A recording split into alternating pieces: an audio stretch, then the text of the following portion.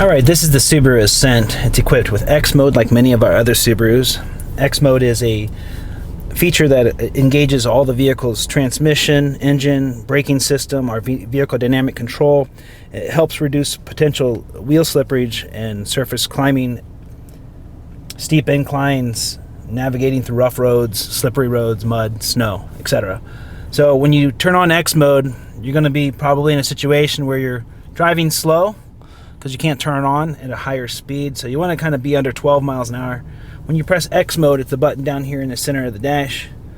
And when it turns on, it's going to show up top like your vehicle's angle going down the hill. Right now we're at 0% because we're on flat surface. It's going to show wheel slippage. It's up there at the top where you can see those wheels kind of turn back and forth.